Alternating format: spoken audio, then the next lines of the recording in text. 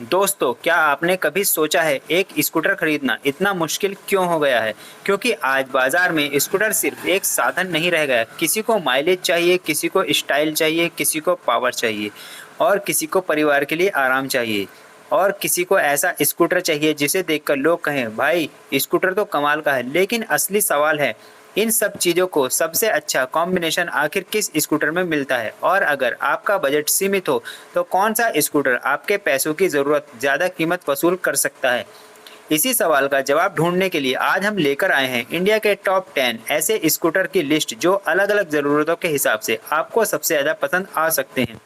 इस लिस्ट में आपको मिलेंगे कुछ बेहद भरोसेमंद नाम, कुछ स्पोर्टी स्कूटर्स, कुछ प्रीमियम मैक्सी स्कूटर और कुछ ऐसे मॉडल जो कम कीमत में रोजमर्रा की जिंदगी को काफी आसान बना देते हैं। लेकिन एक बात पहले ही साफ कर दूं, इस लिस्ट में नंबर जितना ऊपर जाएगा वह जरूरी नहीं कि वही स्कूटर हर इंसान के लिए सबसे बेहतर हो, क्योंकि आपके लिए सबसे अच्छा स्कूटर वही है जो आपकी ज़रूरत, आपके बजट और आपके इस्तेमाल के हिसाब से सही बैठे। तो चलिए बिना ज़्यादा समय गवाए शुरू करते हैं आज की यह पूरी लिस्ट और देखते हैं कौन सा स्कूटर है नंबर 10 पर, कौन बनता है हमारी लिस्ट का नंबर 1 स्कूटर। तो आइए बात करते हैं नंबर 10 पर, हीरो डेस्टिनी 125। अगर आप एक ऐसा स्कूटर चाहते हैं जो देखने में सभ्य हो, चलाने में आसान हो और रोजमर्रा के कामों के लिए ज्यादा परेशान भी ना करे, तो डेस्टिनी 125 आपके लिए एक अच्छा विकल्प बन सकता है।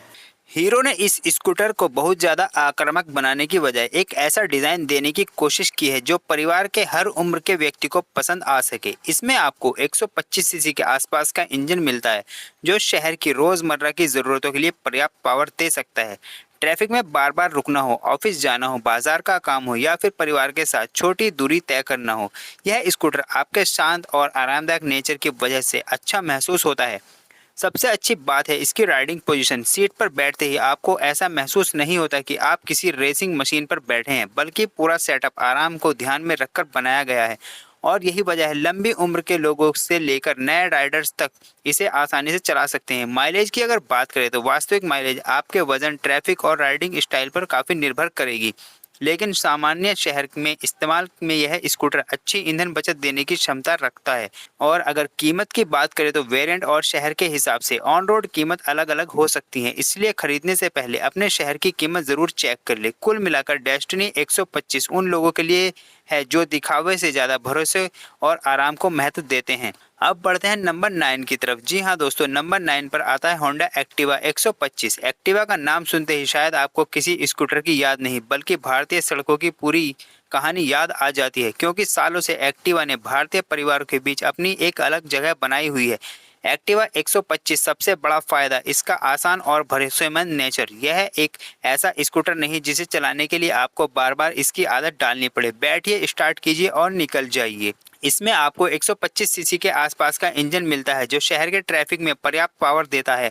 ओवरटेक करना हो, फ्लाईओवर चढ़ना हो या फिर दो लोगों के साथ रोज का सफर तय करना हो, यह अपना काम आराम से कर लेता है। इसके अलावा होंडा की रिफाइंड इंजन कैरेक्टर भी इसे खास बनाती है। स्कूटर चलाते समय अगर इंजन का शोर और वाइब्रेशन कम महसूस हो तो रोज का सफर अपने आप ज्यादा आरामदायक लगने लगता है। एक्टिवा 125 प्रैक्टिकल फीचर्स भी मिलते हैं और यह स्कूटर आपको इम्प्रेस करने के लिए नहीं बना, यह आपको रोज़ परेशान ना करने के लिए बना है और शायद ही इसी वजह से यह इतने लंबे समय से भारतीय बाजार में अपनी पहचान बनाए हुए है। अगर आपको यह स्कूटर चाहिए जिसे परिवार का कोई भी सदस्य चला सके तो एक्टिवा 125 को नज़रअंदाज करना आसान नहीं होगा। लेकिन अब कहानी थोड़ी बदलने वाली है, क्योंकि नंबर 8 पर आने वाला स्कूटर उन लोगों के लिए है जिन्हें प्रैक्टिकल स्कूटर के साथ थोड़ा स्टाइल भी होना। तो नंबर 8 पर आता है सुजुकी एसएस 125। एसएस 125 उन स्कूटरों में से है जिसे पहली नज़र में देखकर शायद आपको लगे कि यह एक सामान्य फैमिली स्कूटर है, लेकिन इसे चलाने के बाद इसकी असली खूबी समझ आती है। इसका इंजन काफ़ी रिफाइंड नेट फील देता है। टर्टल घुमाते ही पावर डिलीवरी बहुत ज़्यादा झटका देने की बजाय धीरे धीरे और स्मूथ तरीके से अपने आप सामने आती है और शहर के ट्रैफिक में यह चीज़ काफ़ी काम आती है, क्योंकि असली ज़िंदगी में हर समय हमें टॉप स्पीड नहीं चाहिए होती। हमें चाहिए स्मूथ पिकअप, अच्छी रिफाइनमेंट और कम वाइब्रेशन और ऐसी हैंडलिंग जिसे ट्रैफिक में बार बार थकान महसूस ना हो। एसएस 125 इन चीज़ों का काफ़ी अच्छा बैलेंस बनाने की कोशिश करता है। इसके अलावा स्टोरेज स्पेस भी प्रैक्टिकल है। अगर आप रोज़ ऑफिस जाते हैं तो बैग, छोटी मोटी चीज़ें या ज़रूरी सामान रखने की सुविधा आपको मिलती है और इसकी सीटिंग भी काफ़ी आरामदायक है। यानी यह स्कूटर सिर्फ देखने के लिए नहीं, वास्तव में रोज़मर्रा के इस्तेमाल के लिए बनाया गया है। अगर आप परफॉर्मेंस और कंफर्ट के बीच एक अच्छा बैलेंस चाहते हैं तो एसएस 125 आपकी शॉर्ट लिस्ट में जरूर होना चाहिए। लेकिन अब आते हैं नंबर 7 पर। जी हाँ दोस्तों, नंबर 7 पर है टीवीएस एंड टॉर्क 125 और यहाँ से हमारी लिस्ट थोड़ी ज़्यादा एक्साइटिंग होने वाली है, क्योंकि एंड टॉर्क 125 को देखकर आप पहली नज़र में समझ आ जाएगा कि यह स्कूटर सिर्फ फैमिली स्कूटर बनने के लिए नहीं है आया है। इसका डिज़ाइन स्पोर्टी है, बॉडी में शार्प लाइंस हैं, फ्रंट प्रोफाइल अग्रेसिव है और पूरा स्कूटर युवा राइडर्स को ध्यान में रखकर बनाया गया है। लेकिन असली मज़ा तब आता है जब आप इसे चलाते हैं। एंड टॉर्क 125 की सबसे बड़ी पहचान है इसका स्पोर्टी राइडिंग करेक्टर। टर्टल घुमाते ही स्कूटर आपको थोड़ा उत्साहित करता है और अगर आप उन लोगों में से हैं जो जिन्हें स्कूटर में थोड़ा फन चाहिए तो यह आपको निराश नहीं करेगा। इसके साथ टेक्नोलॉजी और कनेक्टिविटी फीचर भी इसे अलग पहचान देते हैं। डिजिटल कंसोल, ब्लूटूथ कनेक्टिविटी और स्मार्टफोन से जुड़ी सुविधाएं इसे पुराने ज़माने के इस सामान्य स्कूटर से अलग बनाती है। लेकिन यहाँ एक ज़रूरी बात, अगर आपकी पहली प्रायोरिटी सिर्फ माइलेज है तो आपको दूसरा ऑप्शन भी देखना चाहिए, क्योंकि स्पोर्टी परफॉर्मेंस और ज़्यादा फ्यूचर के साथ राइडिंग स्टाइल का असर फ्यूल इकोनॉमी पर पड़ सकता है। लेकिन अगर आप कहते हैं मुझे स्कूटर चाहिए लेकिन स्कूटर बोरिंग नहीं होना चाहिए, तो एंड टॉर्क 125 आपके लिए काफ़ी इंटरेस्टिंग ऑप्शन हो सकता है। और अब नंबर 6 पर आने वाला स्कूटर उन लोगों के लिए है जो परफॉर्मेंस के साथ थोड़ा प्रीमियम फील भी चाहते हैं। अब आते हैं नंबर 6 पर, यामा रे ZR 125। यामा का नाम सुनते ही लोगों के दिमाग में परफॉर्मेंस और स्पोर्टी बाइक की तस्वीर आ जाती है, लेकिन रे ZR 125 यामा के स्कूटर सेगमेंट में से भी एक अलग अप्रोच अपनाई है। इसमें सबसे बड़ा फ़ायदा हल्का और स्पोर्टी करेक्टर। स्कूटर का वजन कम महसूस होने की वजह से ट्रैफिक में इसे मोड़ना, यू टर्न लेना या पार्किंग में आगे पीछे करना काफ़ी आसान हो जाता है और नए राइडर्स के लिए यह चीज़ बहुत मायने रखती है, क्योंकि भारी स्कूटर कभी कभी कम एक्सपीरियंस राइडर को परेशान कर सकता है। रे जेड का डिज़ाइन भी काफ़ी स्पोर्टी है। यह उन लोगों के लिए जो स्कूटर में थोड़ा सा मोटरसाइकिल जैसा एटीट्यूड चाहते हैं। इसके 125 सीसी इंजन से मिलने वाली परफॉर्मेंस शहर के लिए अच्छी है और इसका हल्का बॉडी सेटअप लाइवली महसूस करा सकता है। अगर आप रोज़ अकेले ऑफिस या कॉलेज जाते हैं और चाहते हैं स्कूटर का हल्का होना तेज़ रेस्पॉन्स दे और पार्किंग में भी ज़्यादा मेहनत ना करवाए, तो रे ZR 125 को ज़रूर कंसीडर किया जा सकता है। लेकिन अब आते हैं हमारे टॉप 5 की तरफ और यहीं से कंपटीशन काफ़ी इंटरेस्टिंग हो जाता है। नंबर 5 पर है टीवीएस जुपिटर 125।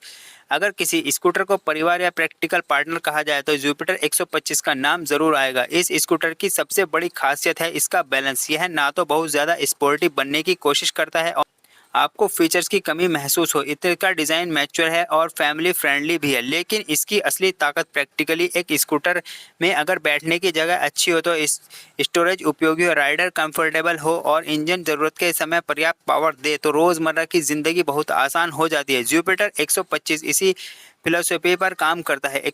इसमें 125 सीसी क्लास का एक इंजन मिलता है जो शहर के लिए अच्छी परफॉर्मेंस देता है। ट्रैफिक में पिकअप पर्याप्त रहता है और ओपन रोड पर भी स्कूटर असहज महसूस नहीं करने देता। इसके अलावा स्टोरेज और कॉन्फिडेंस फीचर इसे फैमिली यूज़र के लिए खास बनाते हैं। अगर घर में एक ही स्कूटर है और उसे कभी पिता चलाते हैं, कभी माँ, कभी बेटा और कभी बेटी, तो ऐसे में बहुत ज़्यादा अग्रेसिव स्कूटर हर किसी को पसंद नहीं आता। लेकिन जुपिटर 125 का करैक्टर काफ़ी बैलेंस्ड है। यह स्कूटर आपको यह महसूस नहीं करने देता आपने सिर्फ एक व्हीकल खरीदा है, बल्कि यह धीरे धीरे आपके डेली रूटीन का हिस्सा बन जाता है और यही किसी प्रैक्टिकल स्कूटर की सबसे बड़ी जीत होती है। अब बढ़ते हैं नंबर 4 की तरफ। नंबर 4 पर है सुजुकी बर्गमान स्ट्रीट 125। अगर आप स्कूटर में कुछ अलग चाहते हैं तो बर्गमान स्ट्रीट 125 आपके लिए, क्योंकि इसे देखकर ही समझ आ जाता है कि यह सामान्य स्कूटर से थोड़ा अलग है। इसका मैक्सी स्कूटर इम्प्रेस डिज़ाइन इसे बाकी स्कूटरों से अलग पहचान देता है। फ्रंट बड़ा और प्रीमियम लगता है, राइडिंग पोजीशन आरामदायक है और पूरी बॉडी का डिज़ाइन हाईवे और ओपन राइडिंग दोनों को ध्यान में रखकर बनाया गया है। महसूस होता है कई लोगों को पहली नज़र में यह स्कूटर बड़ा लगता है, इसका 125 सीसी इंजन परफॉर्मेंस और रैफिनमेंट के बीच अच्छा तालमेल बना हुआ है। और अगर आपको लंबी दूरी पर स्कूटर चलाना पसंद है तो इसका बड़ा और कंफर्टेबल सेटअप आपको पसंद आ सकता है। एक और ख़ास चीज़, इसका ट्रैफिक में खो जाते हैं लेकिन बर्गमान स्ट्रीट को दूर से ही पहचाना जा सकता है। अगर आप कहते हैं मुझे ऐसा स्कूटर चाहिए जो प्रैक्टिकल भी और प्रीमियम भी दिखे, तो बर्गमान स्ट्रीट 125 को इंटरेस्टिंग चॉइस हो सकती है। लेकिन अब हम पहुंच चुके हैं टॉप 3 पर, और यहां से हर स्कूटर की अपनी एक खास वजह है जिसकी वजह से यह इस लिस्ट में जगह बनाता है। नंबर 3 पर टीवीएस XI। अब यह स्कूटर उन लोगों के लिए है जो इस स्कूटर को सिर्फ आने जाने का साधन नहीं मानते। इसमें आपको फ्यूचरिस्ट डिज़ाइन मिलता है जो इसे ट्रेडिशनल स्कूटर से काफ़ी अलग बनाता है। Sharp body lines, modern lighting और प्रीमियम, इसे देखने पर ऐसा लगता है जैसे स्कूटर सेगमेंट भविष्य की तरफ बढ़ रहा हो। लेकिन सिर्फ डिज़ाइन ही इतनी इसकी कहानी नहीं है। इसमें इलेक्ट्रिक पावर ट्रेन का इस्तेमाल किया गया है जिसका मतलब यह है कि आपको पेट्रोल इंजन की तरह इलेक्ट्रिक परफॉर्मेंस मिलती है। टर्टल घुमाते ही मोटर तुरंत रेस्पॉन्स देती है और शहर के ट्रैफिक में यह रेस्पॉन्स काफ़ी मज़ेदार लगता है। इसके अलावा इलेक्ट्रिक स्कूटर होने की वजह से डेली रनिंग कॉस्ट भी पेट्रोल स्कूटर के मुकाबले कम हो सकती है। हालांकि इलेक्ट्रिक स्कूटर खरीदते समय केवल रेंज देखकर फैसला नहीं करना चाहिए। आपको अपने घर पर चार्जिंग की सुविधा, आपके रोज़ के रनिंग डिस्टेंस और आपके शहर में सर्विस सपोर्ट, इन सभी चीज़ों को ध्यान में रखना चाहिए। अगर आपकी ज़रूरत अर्बन कम्युनिकेशन की है और आप टेक्नोलॉजी के साथ फीचर्स रेडी स्कूटर चाहते हैं तो टीवीएस एक्स जैसी मशीन आपके लिए इंटरेस्टिंग हो सकती है। लेकिन अब वह समय आ गया जिसका आपको लंबे समय से इंतजार था। कौन है नंबर 2 पर और कौन बनता है आज की पूरी लिस्ट का नंबर 1? तो चलिए बढ़ते हैं नंबर 2 की तरफ। जी हाँ दोस्तों, नंबर 2 पर है ऑथर 450X। इलेक्ट्रिक स्कूटर की दुनिया में ऑथर ने अपनी अलग पहचान बनाई है और 450X इसका सबसे अच्छा उदाहरण है। एक इलेक्ट्रिक स्कूटर सिर्फ माइलेज बचाने वाला व्हीकल नहीं है बल्कि टेक्नोलॉजी और परफॉर्मेंस का कॉम्बिनेशन भी हो सकता है। इसका डिज़ाइन काफ़ी मॉडर्न है और इसकी riding experience traditional petrol scooter से अलग महसूस होती है। सबसे बड़ा डिफरेंस मोटर का इंस्टेंट रिस्पॉन्स। आप पेडल घुमाते हैं और पावर बिना किसी गियर चेंज के सीधे व्हीकल तक पहुंचती है।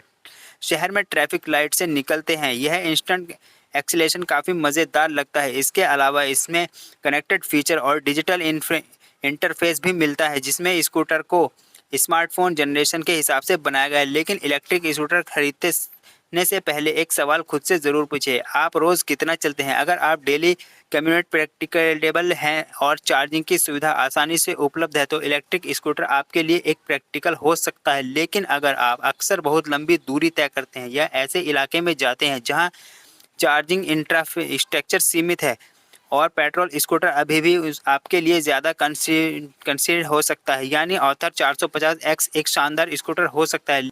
नंबर 1 पर है टीवीएस जुपिटर 110। अब शायद आप सोच रहे होंगे इस लिस्ट में इतने सारे स्टाइलिश और पावरफुल स्कूटर के बाद जुपिटर 110 नंबर 1 पर क्यों है? क्योंकि हर चीज़ का जवाब हॉर्स पावर नहीं होता। कभी कभी सबसे अच्छी चीज़ वह होती है जो आपकी ज़िंदगी को सबसे ज़्यादा आसान बना दे। जुपिटर 110 का सबसे बड़ा हथियार है इसका बैलेंस। यह स्कूटर बहुत ज़्यादा दिखावा नहीं करता। यह आपको यह साबित करने की कोशिश नहीं करता कि यह सबसे तेज़ है या सबसे अग्रेसिव है। इसके बजाय यह आपको आराम देता है, अच्छी फ्यूल इफिशियंसी देने की कोशिश करता है और रोज़मर्रा के इस्तेमाल में भरोसा पैदा करता है। इसमें करीब 110 सीसी क्लास का इंजन मिलता है जो सिटी कम्यूनिट के लिए एक पर्याप्त परफॉर्मेंस देता है। इसका हल्का और मैनेजेबल कैरेक्टर इसे ट्रैफिक में चलाने के लिए आसान बनाता है। घर में ऑफिस जाना हो, बच्चों को स्कूल छोड़ना हो, बाजार जाना हो या फिर शाम में दोस्तों के साथ छोटी राइड पर निकलना हो, यह स्कूटर हर काम के लिए खुद को एडजस्ट कर लेता है। और शायद यही इसकी सबसे बड़ी खूबी है, क्योंकि एक अच्छा स्कूटर वही है जिसमें स्पेसिफिकेशन सबसे ज़्यादा हो। एक अच्छा स्कूटर वह है जिसे आप रोज़ इस्तेमाल करने के बाद भी पसंद करें, जिसकी सर्विस और मेंटेनेंस आपको परेशान ना करे, जिसे परिवार का हर सदस्य आसानी से चला सके और आपके खर्च को भी कंट्रोल कर सके। यही कारण है कि जुपिटर 110 जैसी प्रैक्टिकल मशीन आप भी लोगों की पसंद बनी रही है। तो दोस्तों, यह थी हमारी 2026 की टॉप 10 बेस्ट स्कूटर की लिस्ट। लेकिन अब एक सवाल आपसे है, अगर आपको इनमें से सिर्फ एक स्कूटर चुनना हो तो आप किसे चुनेंगे? क्या आप माइलेज और प्रैक्टिकली के लिए जुपिटर 110 लेंगे या फिर ज़्यादा पावर और फीचर्स के लिए जुपिटर 125 लेंगे? क्या आपको स्पोर्टी स्कूटर पसंद है तो एंड टॉर्क 125 या रे ZR 125 या फिर प्रीमियम मैक्सी स्कूटर लोग चाहिए तो बर्गमान स्ट्रेट, और अगर आपको पेट्रोल से इलेक्ट्रिक की तरफ जाना चाहते हैं तो ऑथर 450X या टीवीएस एक्स। असल में सही जवाब हर इंसान के लिए अलग है। किसी के लिए माइलेज सबसे ज़्यादा ज़रूरी है, किसी के लिए परफॉर्मेंस, और किसी के लिए बस यह ज़रूरी है कि स्कूटर सुबह स्टार्ट हो, शाम तक साथ निभाए और बीच रास्ते में परेशान ना करे। इसलिए सिर्फ हमारी रैंकिंग देखकर स्कूटर खरीदने का फैसला मत लीजिए। अपने बजट को देखिए, अपने डेली रनिंग को देखिए, आपके शहर का ट्रैफिक देखिए, सर्विस सेंटर की अवेलेबिलिटी देखिए, और सबसे ज़रूरी, जिस स्कूटर को खरीदने का मन कर रहे हैं उसे एक बार खुद चलाकर ज़रूर देखिए। और हाँ, कीमत, फीचर्स और स्पेसिफिकेशन समय में थोड़ा बदल सकते हैं, इसलिए खरीदने से पहले अपने शहर में ऑफिशियल प्राइस और लेटेस्ट वेरिएंट पर ज़रूर चेक करें। अगर आपको यह वीडियो पसंद आया तो वीडियो को लाइक ज़रूर करें, क्योंकि आपका एक छोटा सा लाइक हमारे लिए अगली वीडियो बनाने की मोटिवेशन बन जाता है।